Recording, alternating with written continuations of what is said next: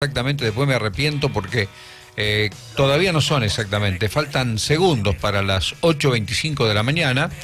Tenemos visitas, siempre nos parece que es bueno no solamente tener la información, sino las personas que son los actores de esa información.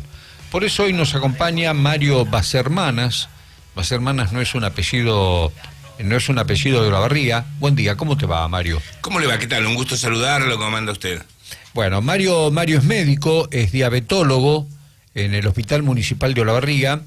Se van a realizar unas jornadas que no sé, él nos va a decir cuándo comienzan y digamos, cuáles son los aspectos de esta enfermedad silenciosa, peligrosa, de la cual estamos sintiendo pareciera ser cada vez más que se habla de ella.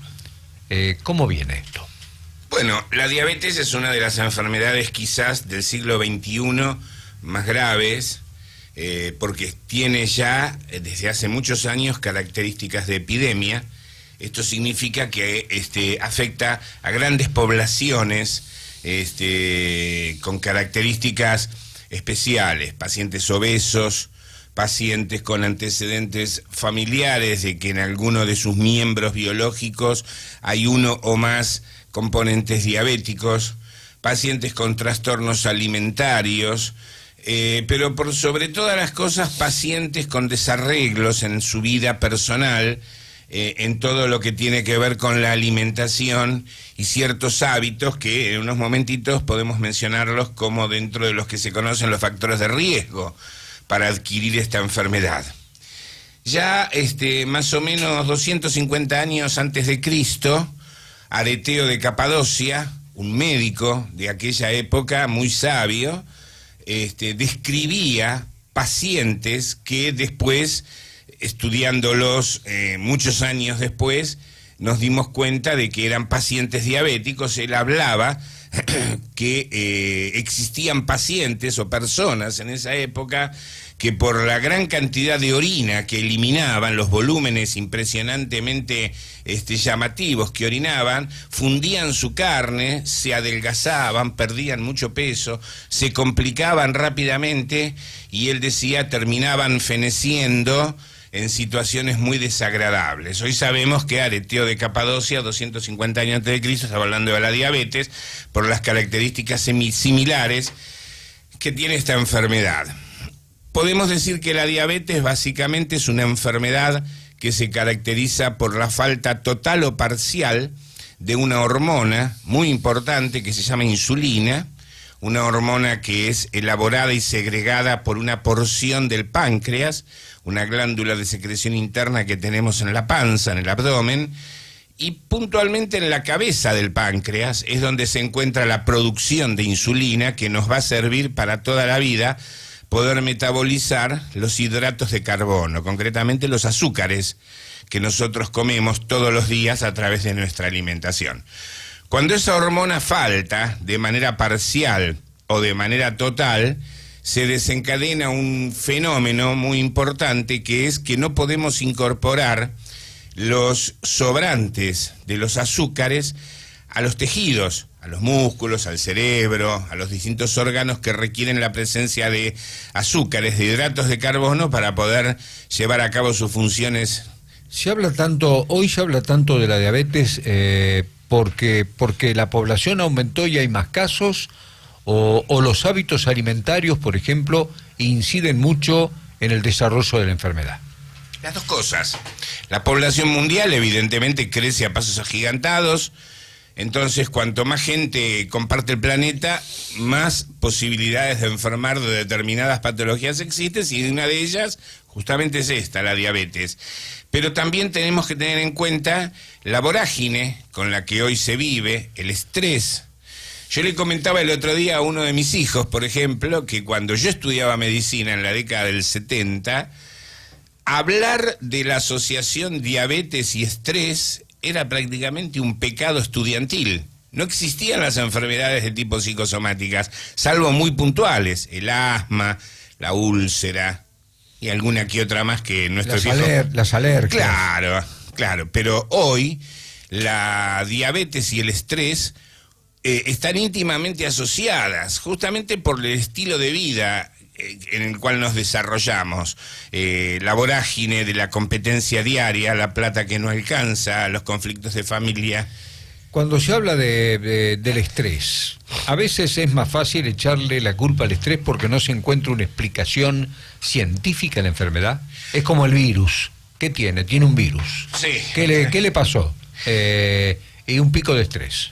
No es echarle la culpa porque no se sabe por qué el paciente está enfermo. Decimos entonces, buscamos un chivo expiatorio y lo llamamos estrés. No, de ninguna manera. Hoy la diabetes se sabe perfectamente bien por qué se produce, cuál es la fisiopatología del enfermo diabético, cómo se desarrolla, por qué se complica, etcétera, etcétera. Y uno de los factores trascendentes en la vida del enfermo diabético precisamente es el estrés, no solamente para el diabético. Hoy hay medicina del estrés, está cuantificada como una especialidad, están los médicos especialistas en estrés. El estrés es algo que realmente hoy nos acompaña a diario, nos acompaña a las 24 horas del día y produce desastres en nuestra salud, entre ellas justamente la diabetes. En estas jornadas, ¿están abiertas solamente a médicos o a público en general? Estas son unas jornadas que Primero, ¿cuándo empieza? Sí, se van a llevar a cabo en el Hospital de Niños de Olavarría y en la calle Rivadavia, en el Salón de Usos Múltiples del hospital, con entrada libre y gratuita. Y es una jornada que empieza y termina el mismo día, el jueves, pasado mañana, jueves 21 de diciembre, a partir de las 17 horas, y está dirigida fundamentalmente a pacientes de PAMI y pacientes de COSEBA, porque mi función dentro del hospital está circunscripta como diabetólogo a todos los pacientes de PAMI y COSEBA. Y con los otros médicos del servicio, que formamos parte del servicio de diabetes del hospital municipal, hemos visto un común denominador en los pacientes que nos preocupa mucho y que es el tema de la insulina. Cuando el paciente tiene que ser sometido, sobre todo si es un paciente mayor, a tratamientos con insulina, vemos que el paciente y sus familiares, que a veces son los que medican a los pacientes, porque el paciente añoso solo a veces no puede, vemos verdaderos errores, complicaciones, confusiones en las cuales el paciente y sus familiares caen frente a la insulina, lo que hace que el tratamiento fracase, que el tratamiento no dé el resultado que uno quiere que dé, que el tratamiento muchas veces agrava la situación del enfermo diabético cuando debería mejorarla. Entonces hemos mantenido reuniones entre los médicos y llegamos a la conclusión de que es necesario esclarecer a la población de pacientes añosos, PAMI específicamente, COSEBA. Contamos con el apoyo incondicional de la señora contadora Nora Gelso, que es la gerenta general de prestaciones de COSEBA PAMI, y le pareció muy oportuna estas jornadas, dirigir a esos pacientes añosos, a esos pacientes mayores que son diabéticos y que deben someterse a tratamiento constante y permanente con insulina, unas jornadas de esclarecimiento de cómo se usa la insulina, qué es la insulina, cómo se cuantifica en cuanto a la dosis, cómo se debe colocar, cómo manejar una lapicera que contiene insulina, todas cosas que son muy básicas, muy elementales, y que chicos de 5 o 6 años a veces lo hacen solitos, pero que el paciente mayor, muchas veces porque viene ya acostumbrado a un tratamiento con medicación oral por boca y se resiste al cambio, a un cambio que le va a ser positivo, que le va a servir para su salud, se resiste y entonces complica innecesariamente la evolución de su enfermedad. Son jornadas de esclarecimiento en el uso de insulina en el paciente anciano, en el paciente mayor, en el paciente de la tercera edad que depende de PAMI COSEBA. A ese público, pacientes de PAMI COSEBA, es que está dirigido este evento. Esto no quiere decir de que si viene un paciente que no es de PAMI COSEBA, no le vamos a hacer su lugar, su espacio. Obviamente que va a ser así, pero el evento está dirigido a ese tipo de pacientes. ¿Cuál es el segmento etario más proclive a contraer la enfermedad? Bueno, tenemos dos tipos de diabetes, la diabetes tipo 1 y la diabetes tipo 2. Por suerte, el enorme porcentaje de pacientes enfermos de diabetes son aquellos que descubrimos después de la mitad de la vida, o sea, 48, 50 años en adelante, en donde el paciente es generalmente tratado con medicación oral, con comprimidos, con dieta, con actividad física, generalmente tiene un determinado perfil metabólico y una tipología que los caracteriza. Y un porcentaje, por suerte, pequeño de pacientes jóvenes, de pacientes a veces niños, preadolescentes, o adolescentes jóvenes o preadultos que comienzan tempranamente en su vida la enfermedad de manera muy dramática generalmente, iniciándose en lo que se denomina el coma diabético, que genera una verdadera angustia en su familia, en el paciente, porque no saben qué es lo que le está pasando al paciente, un paciente que aparentemente en buen estado de salud, de repente entra en coma, no se logra revertir, etcétera, hasta que, bueno, se encuentra que es diabético, se lo pone en tratamiento de emergencia en ese momento y es generalmente de buen pronóstico. Nosotros vemos, me parece que habitualmente se ven en los diarios o en los medios de comunicación noticias alentadoras para con el enfermo diabético. Siempre aparece algo nuevo para la diabetes. ¿Es un poco así? Es así, totalmente. Por suerte, pero no podemos alentar una falsa expectativa de curación. Mire, si nos circunscribimos a la historia de los últimos 100 años de la diabetes, podemos decir que hasta el año 1920 el enfermo diabético no tenía prácticamente posibilidades de vivir muchos años una vez diagnosticado, porque no había elementos terapéuticos para tratarlo. Se le decía coma determinadas dietas que eran dietas muy restrictivas, baje de peso y nada más. Y las primeras drogas por boca que salieron, estamos hablando recién a principios del siglo XX. En el año 1922 se descubre la insulina, que le dio un vuelco total y absoluto a la enfermedad, porque se descubrió lo que al paciente le faltaba, la insulina. No es que se descubrió, se logró sintetizar, se logró poder aplicarla como medicamento, como cuestión terapéutica, y nos empezamos a manejar en esa época solamente con la insulina bovina, la insulina de origen bovino, hasta más o menos la década del 70 y pico, en donde aparece la insulina de cerdo, que dio un vuelco muy importante y trascendente al tratamiento, porque la insulina bovina ya para esa época estaba agotada, provocaba efectos alérgicos, etcétera. Cuando llegó la insulina bovina, la insulina porcina, revolucionó, por así decir, la calidad terapéutica y las expectativas de mejoría. Y así anduvimos hasta principios de los 80 y pico, 90, en donde aparece por primera vez la síntesis de la insulina humana. Se logró remedar por vía laboratorio la insulina humana, y eso dio por tierra con todas las insulinas anteriores, porque a partir de ahí se dejaron de usar y se comenzó a utilizar la insulina humana. Si el paciente es prolijo, cuando digo prolijo, si hace dieta, un paciente insulino dependiente, porque yo conozco algunos, o tengo cerca algunos, que son muy metódicos en su forma de vida, digamos que son prolijos con el control de su enfermedad, pueden tener una vida absolutamente normal. Claro, usted dijo la palabrita exacta, son prolijos en su vida habitual.